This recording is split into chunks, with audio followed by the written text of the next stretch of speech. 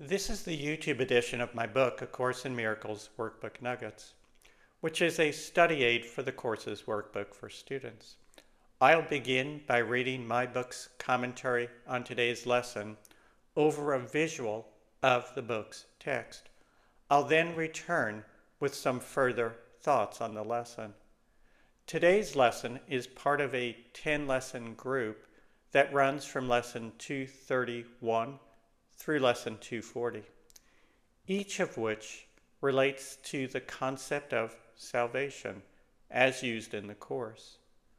I'll be repeating this same introduction for each of lessons 231 through 240, so you can scan past this introduction in the future if you like. Timestamps taking you directly to today's Workbook Nugget commentary and my further comments are provided in the description below. In the section entitled, What is Salvation?, which precedes these 10 lessons, we are told that, quote, salvation is a promise made by God that you would find your way to Him at last. It cannot but be kept. It guarantees that time will have an end, and all the thoughts that have been born in time will end as well, end quote. Later in that same introduction, it says, quote, salvation is undoing in the sense that it does nothing, failing to support the world of dreams and malice. Thus it lets illusions go, end quote. So salvation is waking from the illusion.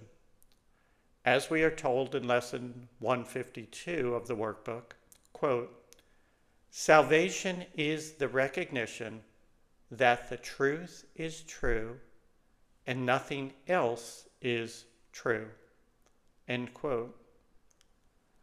So to be saved, all you need do is wake. And the workbook is showing us how. Recall that in your practice sessions, you are urged to seek the feelings and experiences beyond the words. That is how you wake from the illusion. That is how you find salvation.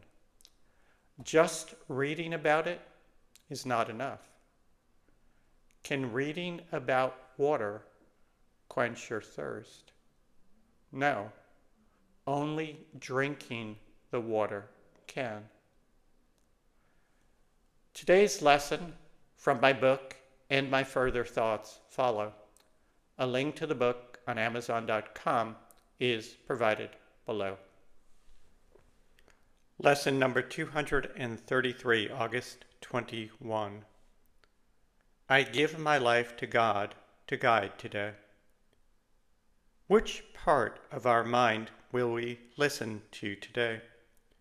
The ego or the oneself?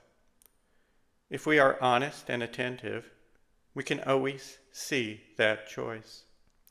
Even if we can't always get ourselves to make the right choice, just being aware that there is a choice to make is an enormous step.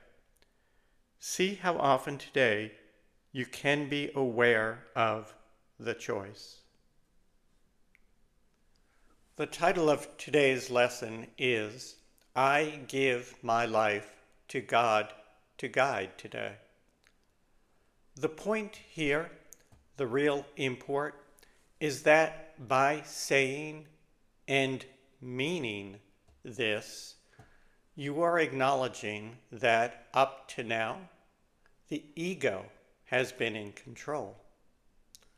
But the ego is not the real you. It is just you in the illusion. It is you as a frail physical body in a hostile world, not a spirit, not as the eternal child of God.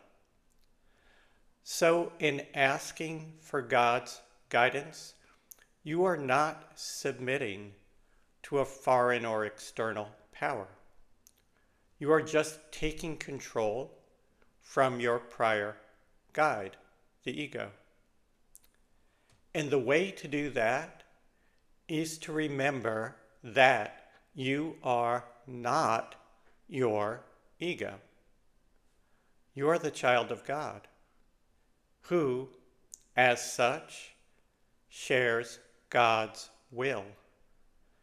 Being guided by God is therefore being guided by your true will, rather than the ever-changing whims of a limited and fearful ego. This is real power and agency. Why be the slave of your ego when in reality you share the will of God?